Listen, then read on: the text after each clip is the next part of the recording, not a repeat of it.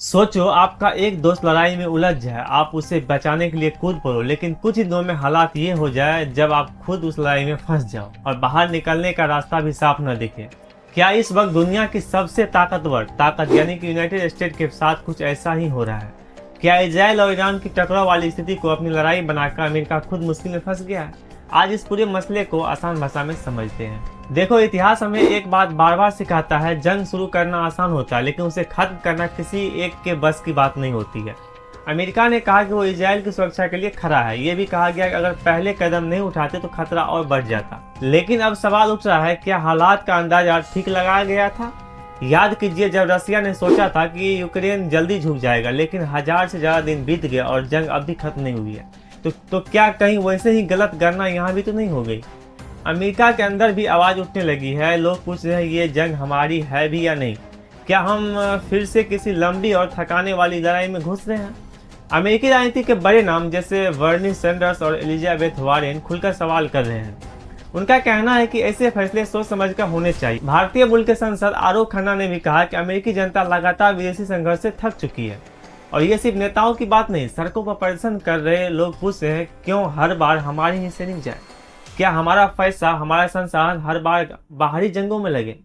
एक सर्वे में करीब 60% लोगों ने इस युद्ध का समर्थन नहीं किया है। सोचो, जब अपने ही घर में भरोसा डगमगाने लगे तो बाहर की लड़ाई कितनी मुश्किल हो जाती है। अब एक और पहलू देखें, मध्य पूर्व में अमेरिका के कई सैन्य ठिकाने और दूतावास हैं, लेकिन हालात ऐसे बने कि कुछ जगहों पर सुरक्षा बढ़ानी पड़ी, कहीं स्टाफ कम करना पड़ा। यह तस्वीर दुनिया को क्या संदेश देती है? सुपर पावर होने का मतलब सिर्फ ताकत नहीं, भरोसा भी होता है। इसी बीच एक घटना ने माहौल और भावनाएं बदल दी। एक हमले में मासूम बच्चों की मौत की खबरों ने दुनिया भर में गुस्सा पैदा किया। जब मासूमों की तस्वीर सामने आती है तो लोग राजनीति नहीं देखते, सिर्फ इंसानियत देखते हैं। ऐसे पलों में दुनिया की राय बहुत तेजी से बदल जाती है। अब जरा दूसरी तरफ देखो, चाइना ताइवान के पास अपनी गतिविधियां बढ़ा रहा है। रसिया यूक्रेन में मौके तलाश रहा है, क्योंकि अगर अमेरिका का ध्यान एक मोर्चे पर ज्यादा लगा तो दूसरे मोर्चों पर खाली जगह बनती है। दुनिया की ताकत का खेल शतरंज जैसा होता है, एक चाल यहाँ चली तो असर कहीं और दिखता है। अब बात आती है असली राजनीति की। ईरान की ताकत सिर्फ हथियार नहीं है, उसने सस्ते ड्रोन और मिसाइल का एक ऐसा मॉडल बनाया जो कम लागत में ज्यादा नुकसान पहुंचा सकता है। सोचो, अगर एक तरफ अरबों डॉलर के डिफेंस सिस्टम हो और दूसरी तरफ कम खर्चे बनाए गए हथियार, तो लंबी दौर में किसकी जेब ज्यादा भारी पड़ेगी?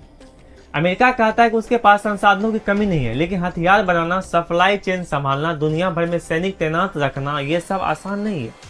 अगर जंग लंबी चली तो असर सिर्फ मैदान में नहीं, अर्थव्यवस्था पर भी पड़ता है।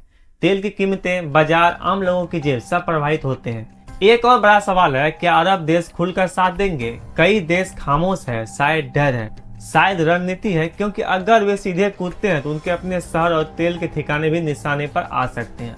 और अंदरूनी राजनीति, हर देश में जनता की अपनी भावनाएं होती है। अगर हालात बिगड़ते हैं तो असर सिर्फ सीमा पर नहीं, देश के भीतर भी होता है। अब सोचो, अमेरिका के सामने क्या स्थिति है। अगर वह पीछे हटता है तो उसकी साख पर सवाल उठेंगे, अगर आगे बढ़ता है तो खर्च और जोखिम दोनों बढ़ेंगे। ये ठीक वैसा ही है जैसे कोई चक्रव्यूह, अंदर घुसना आसान, बाहर निकलना मुश्किल। तो क्या ये गलत आकलन था या फिर एक जरूरी कदम था जिसका असर अभी समझ में नहीं आ रहा है? सच शायद बीच में कहीं है, लेकिन इतना साफ है कि ये मामला सिर्फ 2 देशों का नहीं रहा, इसका असर पूरी दुनिया पर पड़ सकता है। दोस्तों, जंग में सिर्फ गोलियां नहीं चलती, भरोसे भी टूटते हैं, अर्थव्यवस्था भी हिलती है और पीढ़ियां प्रभावित होती है। आज सवाल ये नहीं है कि कौन ताकतवर है, सवाल ये है कि कौन समझदारी दिखाएगा।